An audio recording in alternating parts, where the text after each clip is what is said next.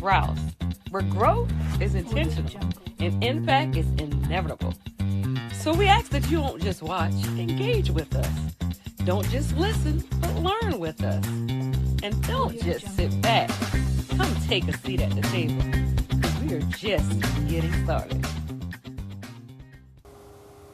Good evening, everyone, and thank you for tuning in this evening and welcome to Broadcasting Results with Rouse.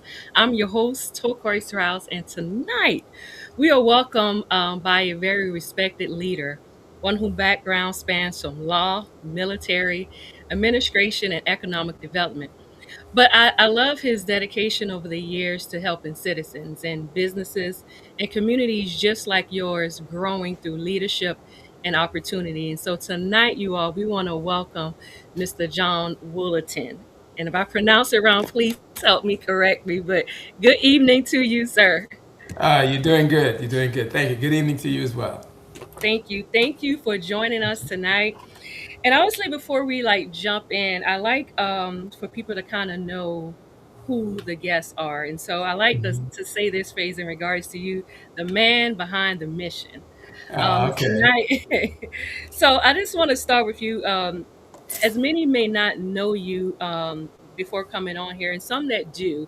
So it's kind Mhm. of an introduction and a reintroduction to who Yeah. you are. So can you tell us a little bit about yourself, please? Sure. I came to South Carolina from New York City age 6. I was educated in the segregated schools of Sumter County. I graduated when integration became mandatory in 1972, excuse me, 1971. Um, Entered the Army. I was with the 108th 18th Airborne Corps for 2 years as a military policeman. Came back home, went to Benedict College undergrad and University of South Carolina Law School. I was admitted to South Carolina Law, the bar, in 1985 and have been a member in good standing since that time. I have been a criminologist. I've taught judges. I've been involved in advocacy. I worked as a staff attorney at the Human Affairs Commission advancing civil rights. I came to the illustrious King Street, South Carolina, back in 1999 Okay. to head up what is you know, came to be known and still remains standing to this day, the Williamsburg Enterprise Community Commission. I'm also a licensed minister. I serve as a chaplain, and my primary, what I enjoy most, and I say primary, I thoroughly enjoy doing as Jesus instructed, and that is spending time with the disadvantaged, Mm. those in jail, incarcerated, transitional homes, homeless, etc.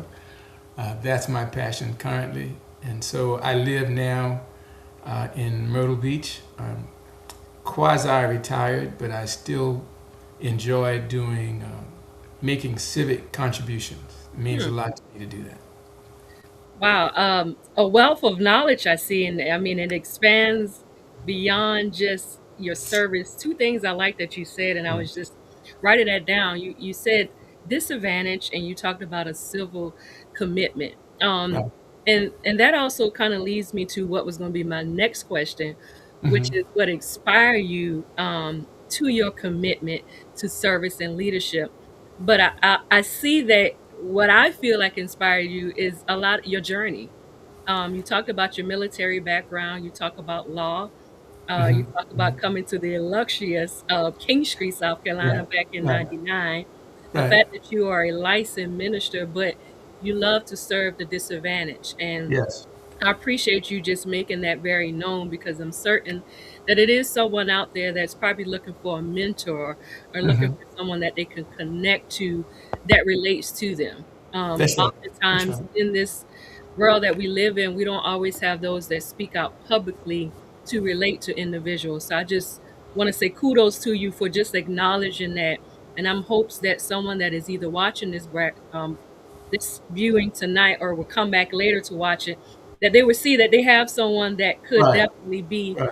a connect to them. So to the viewers, I want to say thank you all for tuning in. For those that are just coming in, please tag this broadcast and invite others to join in as we sit back and talk about what I say the man behind the mission. And so Thank we're you. going to dive into a couple of things tonight, as he already kind of mentioned to y'all a little bit about himself. But I want to go to also kind of feel like it talks a little bit about you too, because you've worked across a lot of sectors as we see. But what experience that you feel like shaped you the most? I think having been raised in the segregated South and seeing the so many disadvantages in education, which in different forms currently exist even today, and seeing how African Americans seem to accept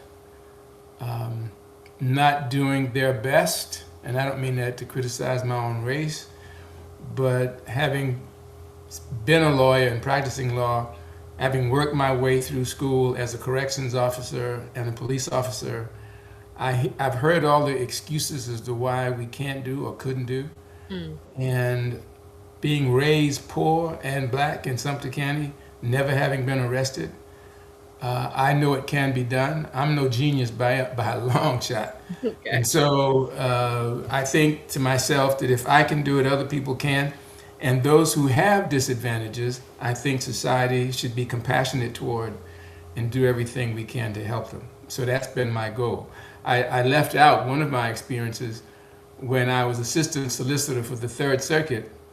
I was assigned to work and prosecute cases in Williamsburg County. And I did that from 1980, 88, 89 Okay. until I went with the Human Affairs Commission.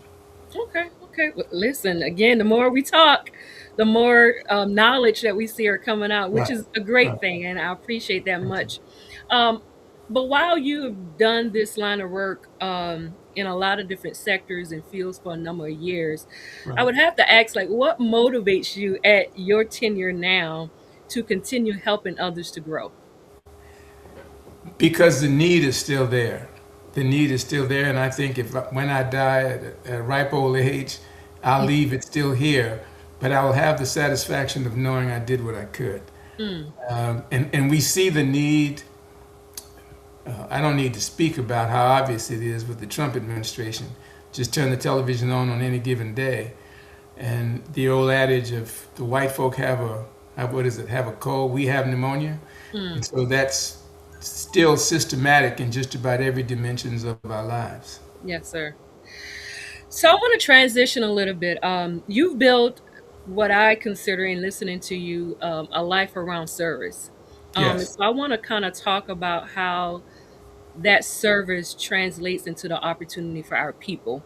Because many times people, like you say, is stigmatized a little bit, and oftentimes we don't know where to go, what to do, or where to kind of find benefits from what we consider resources in our different communities. And I appreciate you just mentioning from Sumter County being raised poor.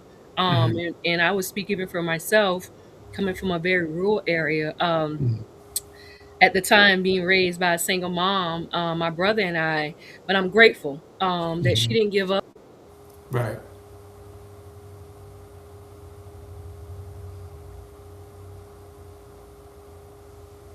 I lost you. I can't hear you right now. Can you hear me now? Yes. Okay, I'm sorry about that. But I'm Okay. just grateful for the opportunity of my parent being able to raise us up into who we are today, to continue to drive the force of community, making impact and growing into society today. And so a lot of people, hear about economic growth or development. Right. Oftentimes people ask about community programs, Right. public resources. I hear that all the Right. time. People asking about public resources, and I work with families day to day that are looking for those things, and Right. but they may not understand typically how those systems work, right? And so tonight I want to kind of dive into the services that you offer and how Right. we can help. kind of unpack those things into the lives of individuals. And so, for the viewers who may not know, can you tell us what is the mission of the Williamsburg Enterprise Community Commission, Right. and pretty much why was it even created? Right. All right. I'll start at the beginning. In 1990, uh, well, when the 1990 census was taken, Bill Clinton, in the first Bill Clinton, under the encouragement of James Clyburn, created what was called Enterprise Community Commissions around the country. Okay. And the commissions were awarded to, at that time, around $3 million to areas that had large numbers of minorities, particularly African Americans, riddled with poverty, that is, persistent poverty, and persistent chronic poverty. Persistent poverty has to do with the community, and chronic poverty has to do with the individuals involved, particularly in this instance, African Americans.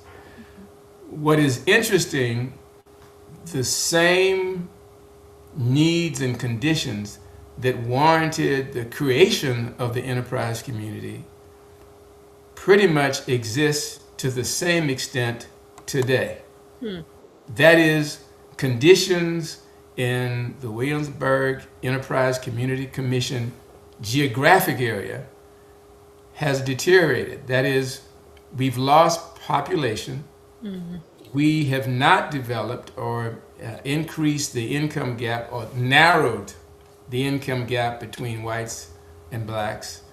And we have had slight improvements in high school education, but we still don't have a large segment of professional degrees, certified licenses, etc., all which lead to independent wealth.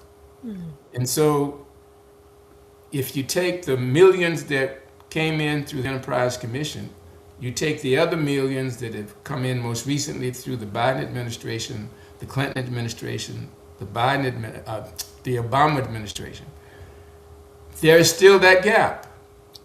There's still that gap. Because one, and I'll be candid,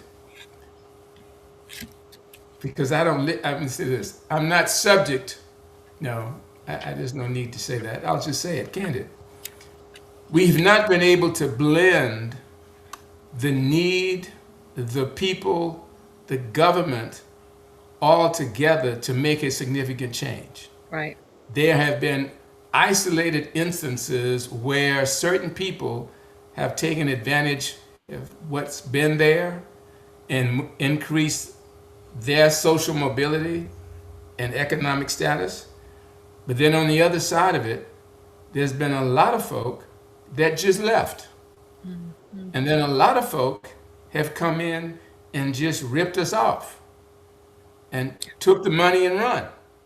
And so what you end up with is what we have today, and that is we're still facing housing shortages. We're still facing, even though we have the hospital located where it is, and we appreciate it, but we had transportations with that. We had issues with that. You had disputes going on between Lake City and King Street. You had business industries closing. And so we've spent a lot of money. A lot of folk have made a lot of effort, but we haven't seen the results. And so today, with 80 to 90% of the resources that we have been spent, we now survive on a loan that we made to a Hemingway business called Waste Zero. That's a recycling plant. And they've hired some folk, but then the highest turnover of folk from that community have been black folk. Absolutely. So we did the $600,000 to improve employment in the minority sector, but the people that came and stayed weren't us. So that's one area. The other area is we provide, as most people should know by now, living in Williamsburg County, we do housing renovations through State Housing Trust Fund. But again, it's difficult to find contractors willing to do the work. One of the things I tried to do back in 1999 when I first got there was get the technical college to train black folk who had the knowledge on how to do construction work, but didn't have the academic acumen necessary to pass the test.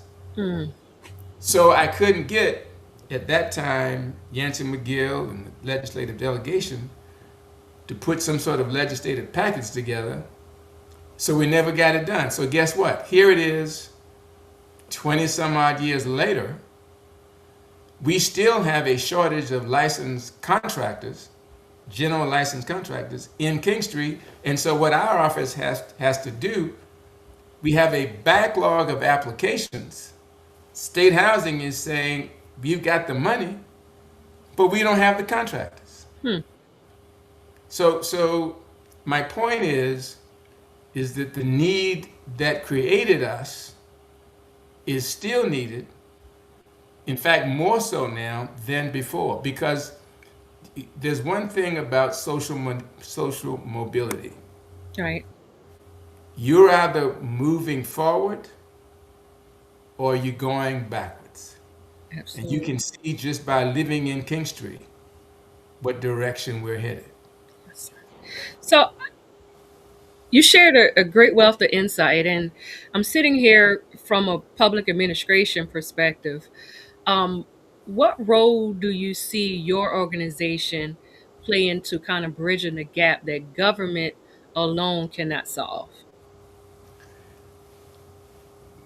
Basically, there's nothing that I as executive director of the Williamsburg Enterprise Community Commission, can do on my own initiative other than to partner with programs that are being implemented by local government and community organizers. Okay. No one's knocking on my door. Councilman Keels has invited me to 2 meetings that he's had since he just came in this last council session. And I have made the public aware that we have funds to loan to small businesses. And so we've been out now recruiting and helping folk try and expand businesses. And as far as overcoming other areas like education, building, trying to get people to acquire professional licenses, etc., Hmm. that's something that in my opinion should be done by the local community leaders, the churches, etc. And I am certainly willing to help them bring that on. But I, as an outsider, I think would be out of place coming in trying to make them do something that they should be initiating themselves. And I appreciate you for sharing that. Again, everyone, good evening to you. If you are just joining us, we are here broadcasting live, and we are sitting down talking to Mr. John Whittleton as we talk about the Williamsburg Enterprise Community Commission. In regards to bridging the gap, he shared a wealth of sectors that he's been in over the years, and is great knowledge. And I want to kind of lead into another question or segment, Mr. Willerton, as we talk about what are some of the direct services citizens can access right now through your organization. Well, first, if you own a small business, and we're characterizing a small business of anything, let's say under $100,000 in annual income, that you can come to us and we can show you how, one, to expand your business, if that's what your desire is, how to do an online business, how to open up access new markets outside the country, outside the United States, for that matter, doing it online. So that's what my office primarily does in terms of technical services. But Okay. we also lend money. We have about $300,000 that we can, and what I'm trying to encourage business owners to do, to come to us for what we characterize as soft loans. Okay. because it's easier for us to do inventory loans than to do real estate loans. And I tried because we loaned so much money back in the early 2000s, and people defaulted on those heavy item loans that when they defaulted, we had to go to court, you had to go through the legal process, you had to publish, I mean, just to try to get your money back. Mhm. So now we're focusing on soft loans, on inventory, and online businesses, things that people can do in their garages.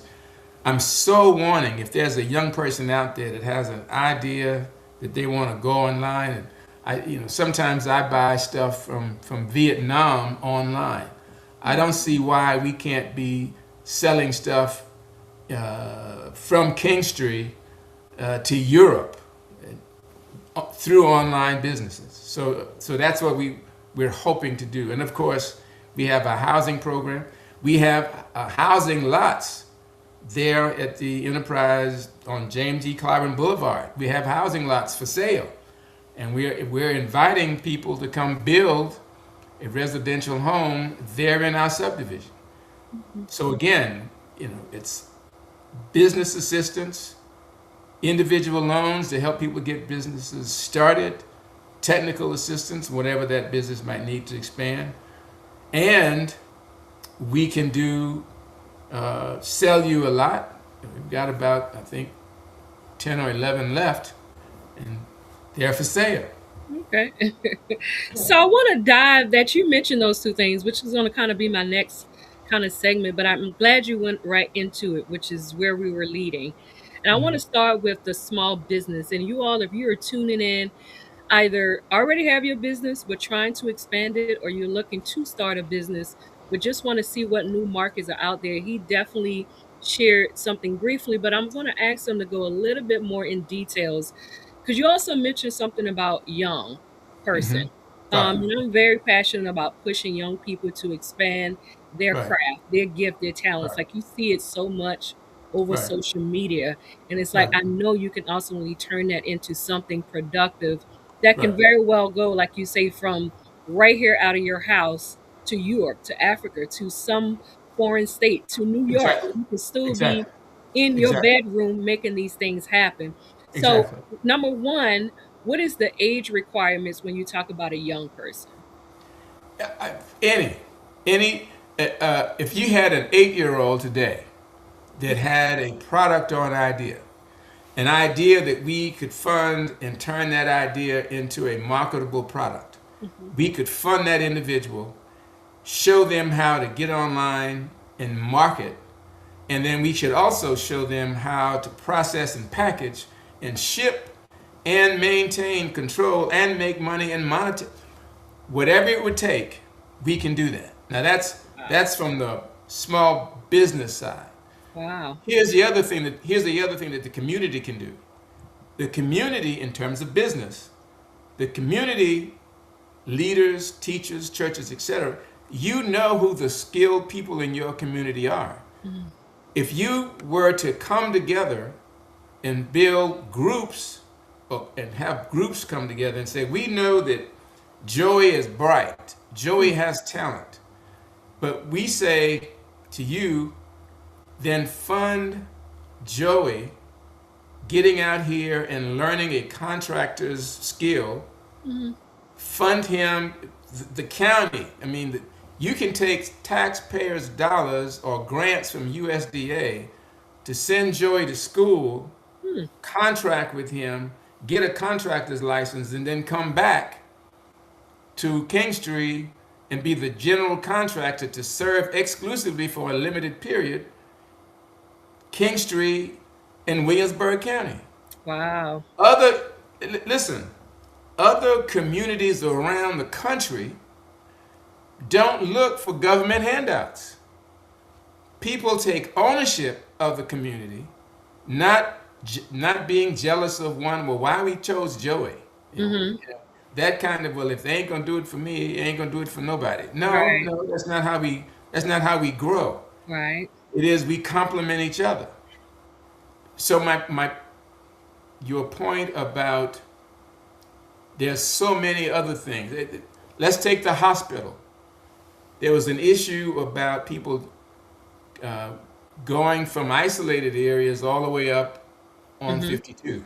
Right. Well, we were prepared to offer busing transportation to go around and make it affordable to folk to get to and from the hospital.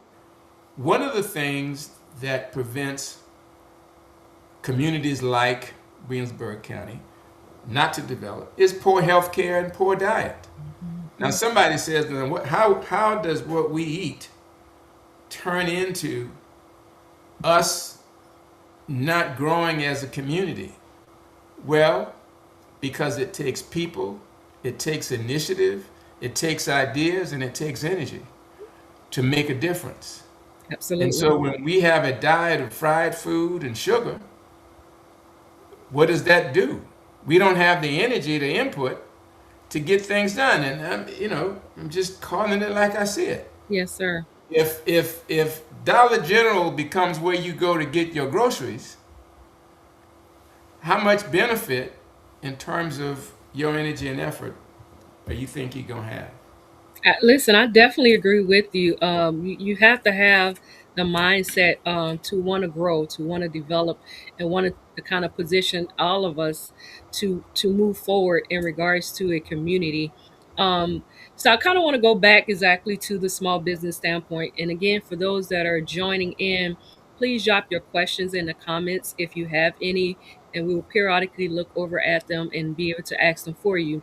But we're talking specifically about small businesses, and he has shared a lot of information in regards to what you, as a new business, a reoccurring business that wants to expand, and even to a young person that is out there, got a craft, sitting on it, and wanted to develop it.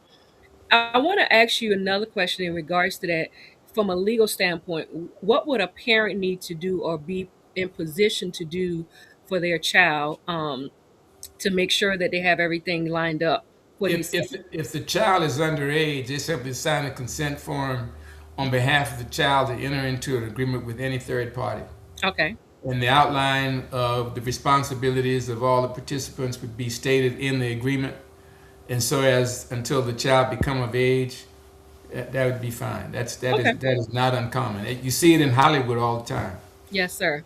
But thank you for that. I just wanted to pull that No, law no, no. brain out of you. Thank you for that. That's all So right. That's all to right. the other small businesses that are already established, you mentioned about pretty much how you could expand your businesses, look at new market, and even lending money. Can you tell us a little bit more about that portion of small businesses that could take advantage of services in regards to who may need additional funding for their business? Well, the first thing is that as business owners, we come in and look at your record keeping. We look at your targeted market management, how timely you are in paying your debts and obligations. Liquidity. Do you how much do you have in assets, and not just cash assets, but building assets as well? And so, if those things look favorable, favorable credit score, etc., then we can say, well, here's what we should do. And the first weaknesses, examine the foundation. Do you own the property? Are you keeping good business records? What's your capacity to expand? So if those things come in favorable, then we can look at what kind of loan we think that you can make. We shy away from signature loans simply because they're too easy to walk away from. And this is federal money that they hold us accountable for. So it can be done. I'm not saying it's impossible, but it's highly unlikely that we will do signature loans. Okay, and so just to go back to the lending money portion of it, you mentioned about credit scores. Can you tell us whether you all are looking at personal scores, or is that more of what a person may Yeah, have business side? yeah, that's the personal scores that are attributed to the individual. Okay. That's exactly right. Okay. Now, if it comes to the assets of the industry, that is the business, the small business itself, uh, yes, we can look at whether or not they have liens on everything that they own. We can look at that. Do they have, what does the property that they own have actual value Okay. in the markets in the immediate area or surrounding areas? I mean, so if you've got something that if you were to default and not pay, can I retrieve that and then go out there and sell it and get my money back? Gotcha.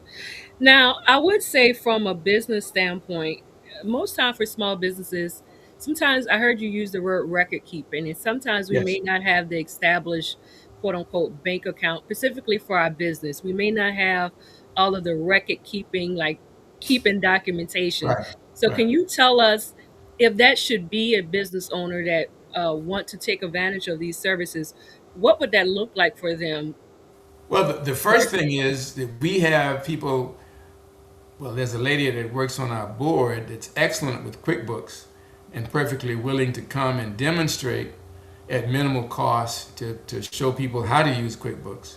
I mean, the AI can instruct folk on how to use QuickBooks, but then just common sensible numbers, logging in what you take in, what your costs are, and unless you are fast transactions, you can pretty much log in your expenses.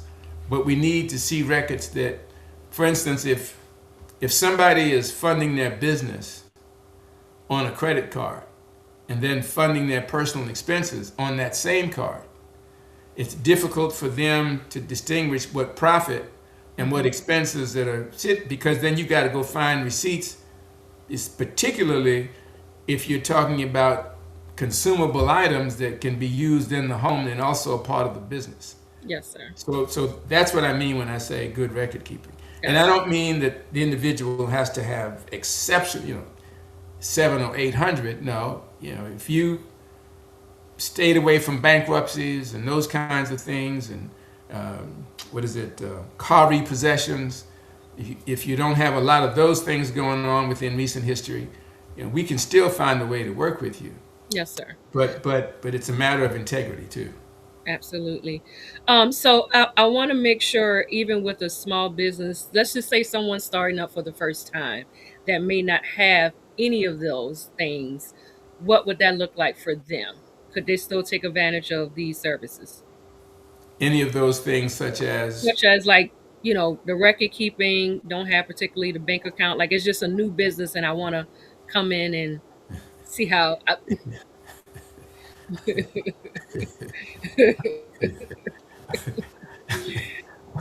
you you know, know. it's it's hard to raise the dead, Mr. Coy. It's hard to raise the dead. Not impossible, but it's hard.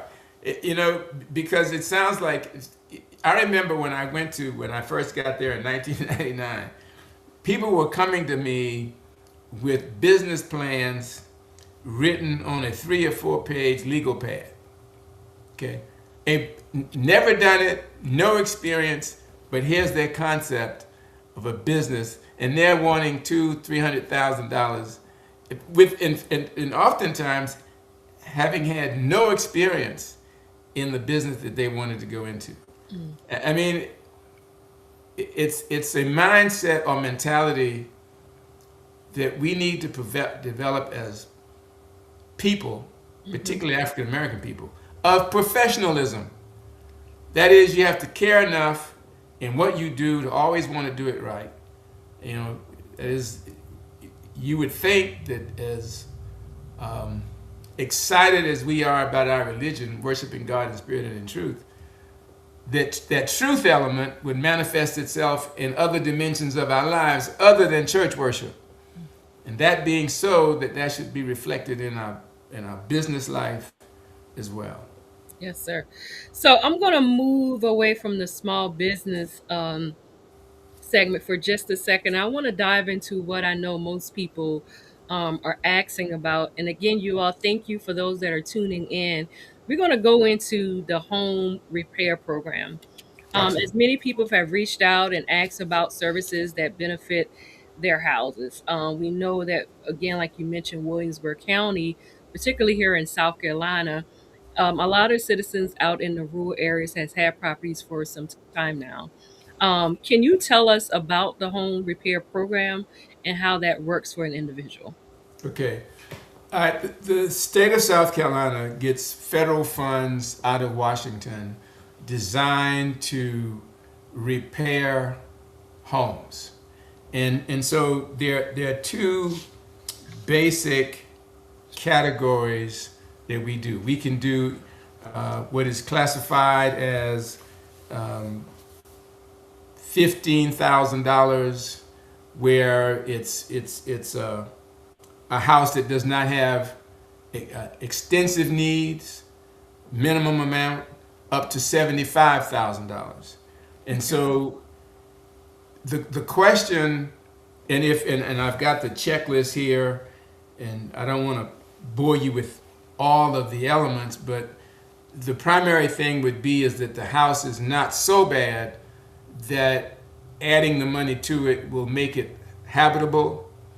And then the income, the median income in the Kingstree area is about what it was in the 1990s. Mhm. And so if you add inflation to it, uh, most folks still don't qualify. A lot of folk don't qualify because their incomes are stagnant. Okay. Mm. But if they qualify income wise, if the house is something that if we could put money in to make it habitable, all things being equal, we can fix that house. The problem has not been that we had the state housing, well, state housing was strict over 2023, 2024. They started to lighten up some in 2025 and now in 26. But the problem now is we don't have contractors to do the work, to get the work done. So come to our office, call, make an appointment. Ms. Nelson will, who's the person in charge of it, will sit with you, go through your documents of identification, the home ownership list, your income, come out and look at the house, take pictures. If state housing agrees that this house meets the terms I saw on the screen a minute ago, somebody saying the house is sinking. Well, if he's saying sinking as the house is settling and you have minor cracks in the foundation, that still could leave the house eligible. If, on the other hand, you're saying that the house is sinking because the foundation has given way, then chances are that house won't qualify simply because to correct that extensive work means you had to go in and just rehabilitate the house from the ground up, which is Right. difficult to do. So I have a question here I was writing. You mentioned something about income. So are these services based on income? Yeah. If you cannot, the median income for Williamsburg County is, and I had it here in front of me, is around, depending upon the number of people in the family, and Oh, there's a chart that I can give out or get to your office okay. and have you publish it Sure. out there so everyone can see. Because Yes, I sir. hate to give a number Right. because the number can be influenced by um, temporary income. Hmm.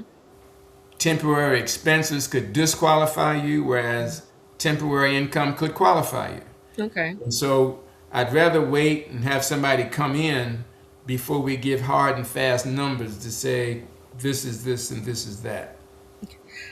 Now, I know you said that, but I do want to poke you Sure. because oftentimes from rural areas that I live in, outside of the youth, I'm very adamant about making sure our senior citizens have a equal quality of life as they continue to be on this side. And I know oftentimes, they run into fixed incomes and their housing situation, they may need some additional support. And so while I know you don't want to give hard numbers, can you kind of give us what that may possibly look like for senior citizens that may have 2 to 3 people in there on a fixed income based off of South Carolina? Yeah, all they would need to do is contact our office or to contact the local HUD, not Hope, local HUD office, because you don't have a local HUD office, but contact Columbia. And the median income is something AI can tell you. Just uh, a standard household of four is one amount, and it's 80%, 30 to 80% of what the median income is for that number of people living in the house. Okay. Okay. Yeah. We'll go with that. Now you mentioned something about contractors. Right. If a person comes into your office and possibly, have all of the information that they need to be eligible for services, Right. are they able to recommend their particular contractor, or is one that you already have listed?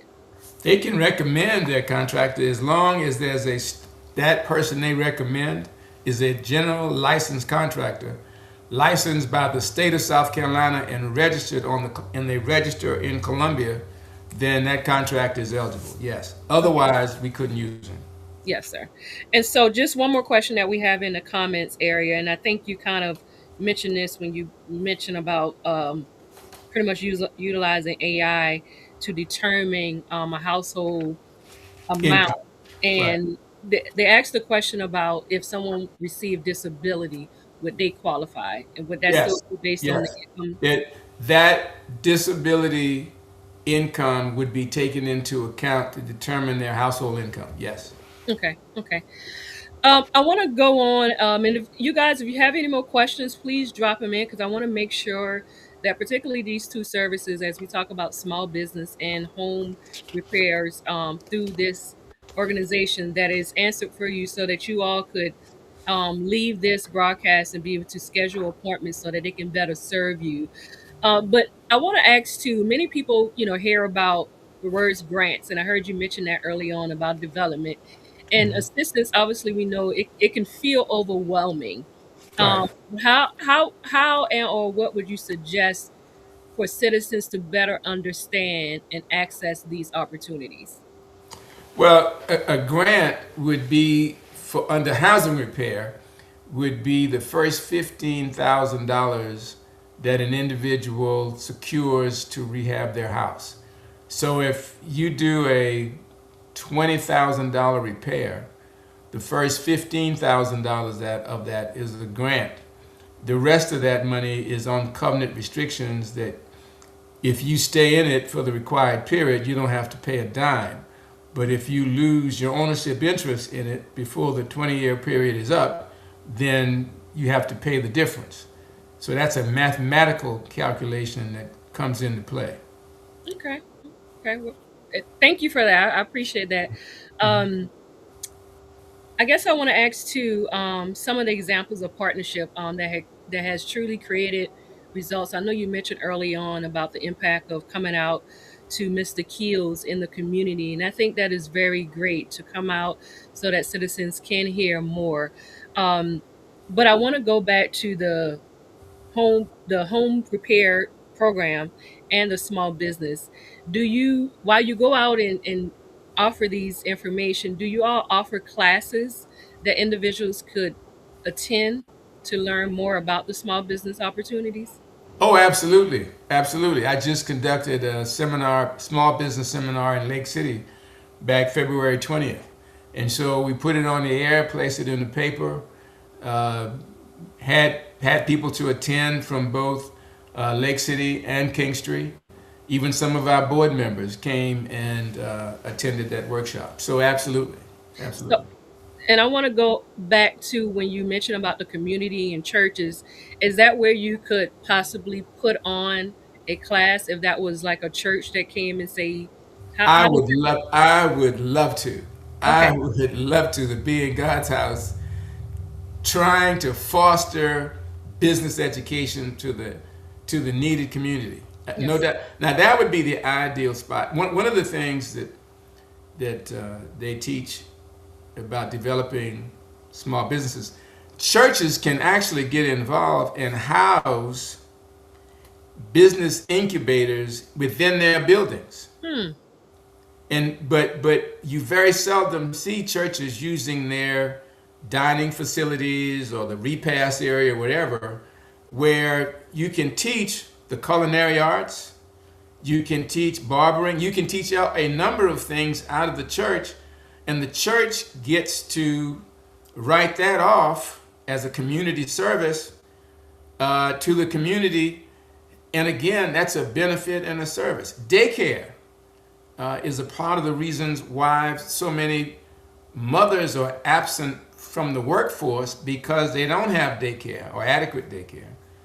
And again, somebody can earn income credit through the tax office if you volunteered to work at the church daycare. Even if they can't afford to pay you, they can give you a voucher for donating your time value. And so you earn that. And it is of benefit because it could help your household income somewhere. And listen, you just shared something that I had to rethink on, that could be very beneficial. I always tell people, when we think of growth mindset and fixed mindset and Right. utilizing every resource that we have. And the one thing you mentioned about churches, which is at the heart of the community, and how do you use your building to still serve your community outside of Sunday services? And I Yeah, think absolutely. oftentimes people don't see it, which is a business standpoint either way, but people don't utilize it enough to be beneficial to the needs of the people, and it's right there. Well, and you know what the hindrance oftentimes is that the people that can use it most aren't necessarily members of your church. And therefore, they didn't pay or they don't pay their tithes at this church. They pay their money down the street somewhere else, even though that community could be the most needed or most needing of the service, but they don't go here. So we Yeah. can't help them. And so, and that leads me to, again, what you're saying is that mindset. I think we have to come outside of the walls of who attend and make sure we know that we're still at the needs of the community. And so while we may not attend a particular church, if we're offering services to the community, that may be that one person that don't currently go to your church start coming and then become a member of your church. So I often say you have to meet people where they are. And I appreciate you mentioning that. Absolutely. You would think in communities, and it's not African American communities, I might add, most of the time, outside of South Carolina, but when you go to larger urban areas where community leaders have been able to get the communities interested in their own welfare, to say, okay, y'all do this and y'all do that and y'all do that and we'll do this. And we'll put all this together and come out and get ourselves out of the predicament we're in. Hmm. I mean, there's a reason why African American communities qualified for the, like I said earlier, to the Williamsburg Enterprise Community Commission. And we spent close to, and I said the county has spent maybe 50, $60 million in the 36 years. And we have gone backwards and not forward. I would touch back to something you mentioned early on about our area, the rural community, when you talk about the hospital, Right, and that moving out to where it currently is on 52. But in these rural areas, we talk about transportation. And one right, thing you mentioned about, services that the church or the community could get more involved in when we right, talk about transportation. Like your church, you know, is service. You go there on Sundays, but what services do you see your community need? And if that's right. transportation that is being conducted through your church, that's still a benefit to your church, given the services like yourself that you offer that can help make sure long term that these things are beneficial and we don't go backwards. I would also go back to, you mentioned something about the health barrier, which is very much is a barrier for us in these rural areas. So think about it, that's with your church offering health classes, partner with hospitals, partner with doctors' offices that say, hey, we can bring patients to you. We can service the needs of our people so we don't continue to go backwards. We're still making sure that we are benefiting going forward to our future, because you also mentioned about our small businesses and wanting to help our young people. But if they don't see the growth now, potentially they're going to just be as lost as some of us going backwards. So again, I just appreciate you just sharing that, and just kind of opening the minds up to get us to think a little differently. It takes creative ideas. It takes people being committed to people not related to them by blood, by color, or any other affiliation other than an interest in creating a better life in the community. And if we could do that, you know, as you were saying that, I was thinking to myself, I've been a part of, I was raised in the AME church in rural Sumter County, where fatback and all this other kind of bad eating habits we did. I cannot remember one time, not one time, anybody said anything about all those folk that were popping high blood pressure pills and not taking care of themselves. The church didn't think it a priority. Yeah. And now we see the need, right? And now we see the need. So that leads me, because again, I feel like we can talk and talk and talk because I'm gaining a lot of wealth from you, and I feel like you have a lot to share. But I do want to ask, like, what would you recommend, whether that's from the church sector, communities, families? How would you suggest that we bridge the gap so that we could stop the stigma of what we're currently facing, but so that we won't get too bogged down on going backwards? I think I attended, and I want to get his name right. Um, County Council member Keels, I believe is his last name. Yes, sir. Am I saying that right? Yes, sir. Yeah.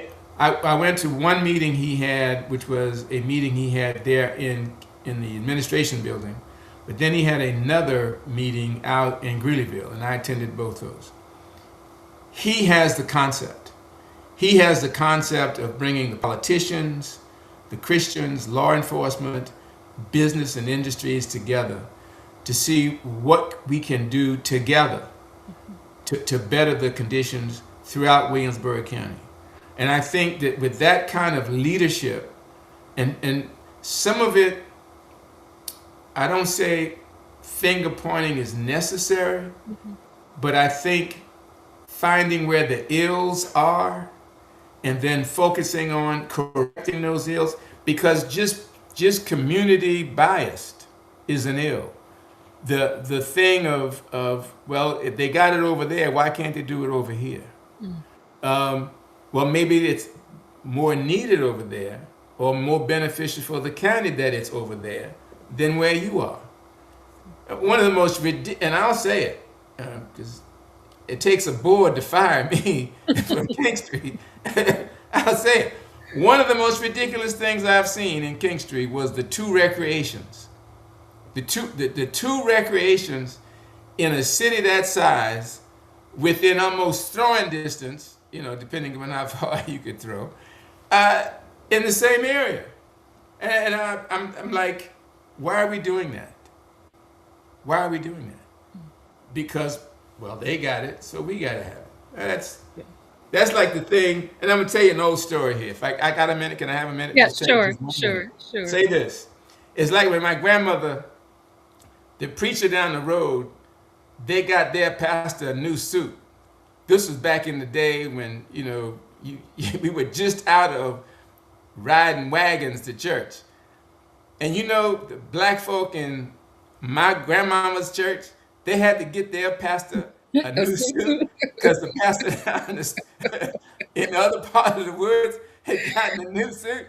I mean, they're wearing rags now. They're wearing rags, if you tell me, but yet they got to get the pastor a new suit. Yes, sir. Well, thank you for that, and I definitely want to say kudos to Mr. Keels for leading the way and seeing the benefit of connecting different leaders, communities together, and I look forward to more of that so we could continue to bridge that gap. One question that we do have here is how are the small churches funding the services that's being talked about?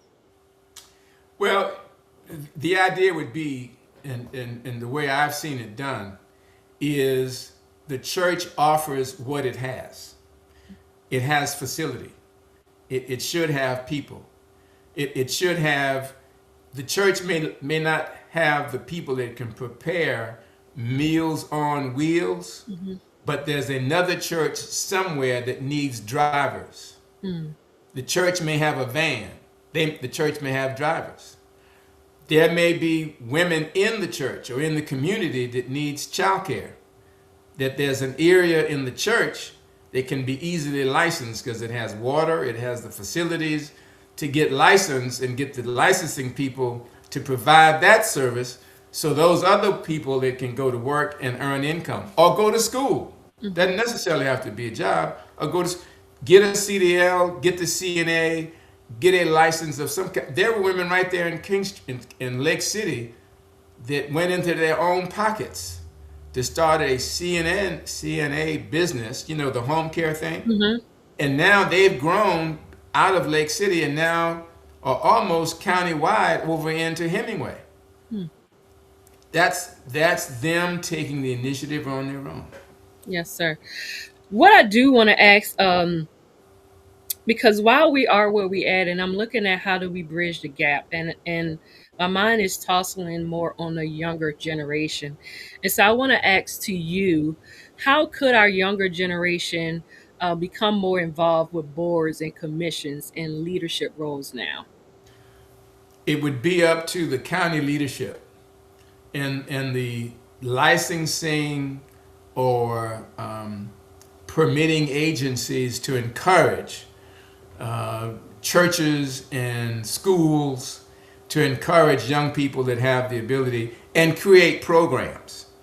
One of the things that you'll see in counties that survive is there's more youth services, Mm-hmm. youth programs that have been not dances, not hip hop contests, no, where they actually compete uh, on intellectual levels to be awarded grants and incentives to stay in the community.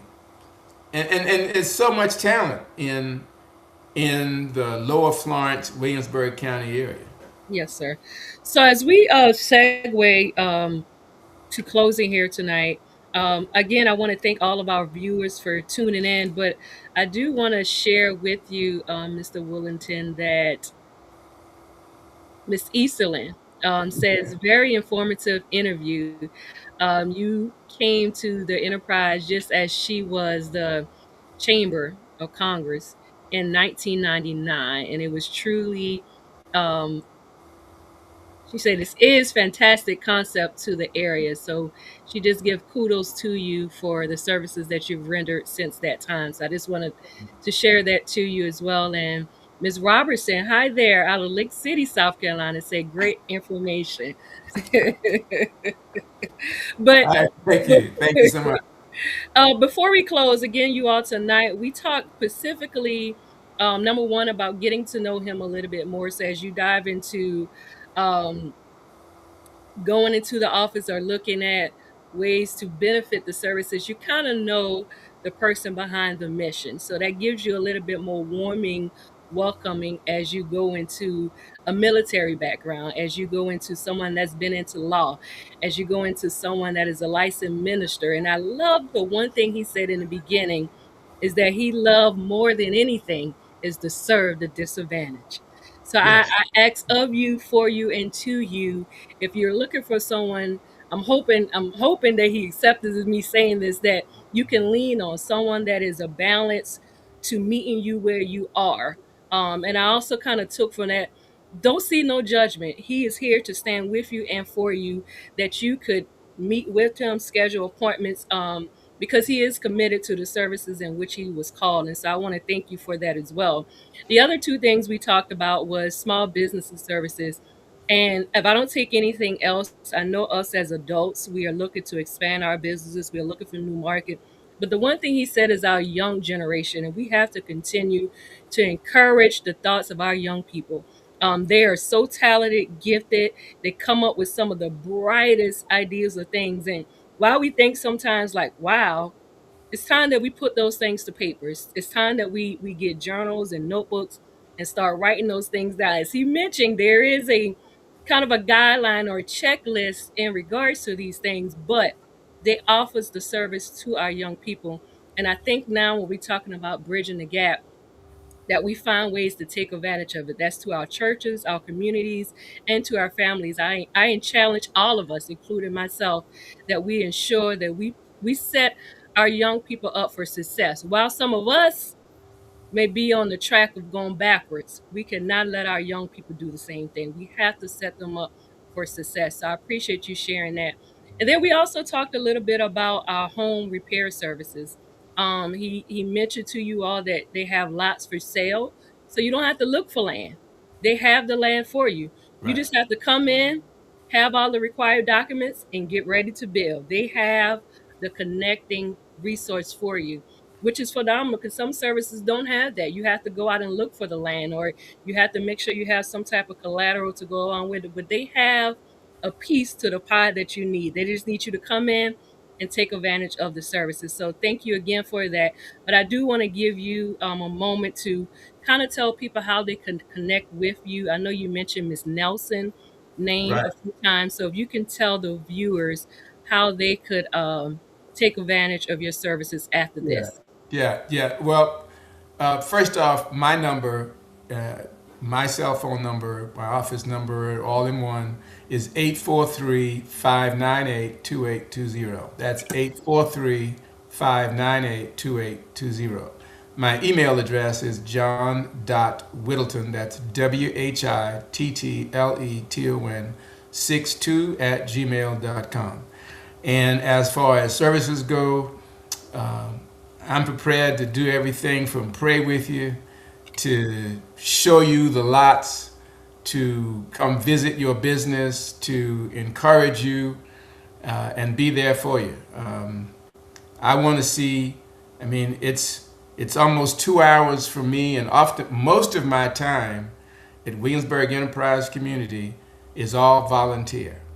I Mm, didn't get paid for 10 years, but I still went. I drove from Columbia to King Street. So I love the people of King Street. thank you. Love the people of King Street. God Thank bless you. you. Thank you. God bless you. Thank you. Again, tonight, you all, we are reminded of the opportunities that are so often close to us that we sometimes don't recognize. We often, over time, overlook it, or we just don't know how to accept it, to walk into doors to ask for help and or support. But I am hopeful that as you all leave this platform tonight, that you see where a wealth of knowledge was shared. You see someone that is willing to connect with you.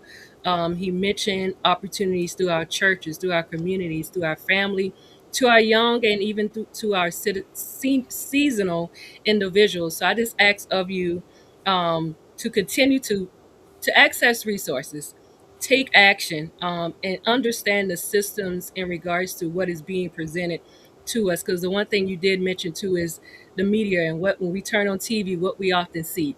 But I don't want us to fear from that. I want us to turn that fear into faith, knowing that there is someone that we can connect with, and we've met that person here tonight. So thank you again for being here with us. Thank you again for sharing the information. I'm hopeful that leaving this platform, that some individual, some church, some organization will be buzzing you through email or telephone, ready for you to come in and present classes. I did saw someone ask, do you offer home buyer classes, which you mentioned that. So I'm looking forward to the connections. That what we are here for on this platform. And so again, I want to thank you for your wisdom, and for your practical thoughtfulness that you gave tonight. I saw how you were pulling things and getting us to think outside of where we're currently at. And so I just want to say thank you for that again. And I wish you well on this journey as you continue to help all of us go and grow. So kudos to you. Thank you all to the viewers. I do want to share one thing before we close. I am tuning in and just got confirmation that we will be doing an exclusive broadcast guest this coming Thursday. We will have the candidate running for governor, Dr. Jermaine Johnson, here broadcasting at 8 o'clock live here on Broadcasting Results with Rouse. So tune in this Thursday at 8 o'clock to listen to your next new South Carolina governor at 8 o'clock right here, providing Broadcasting Results with Rouse. So I look forward to the conversation. You all can share it. Stay tuned because we got a lot more coming, and we're just grateful for the opportunities to be able to have individuals take a seat at the table. And thank you again, Mr. Willington. And I look forward to continuing to work with you. God bless each of you Thank you. and you too. Y'all have a good night. Until next time, Thursday, 8 o'clock with Dr. Jermaine Johnson.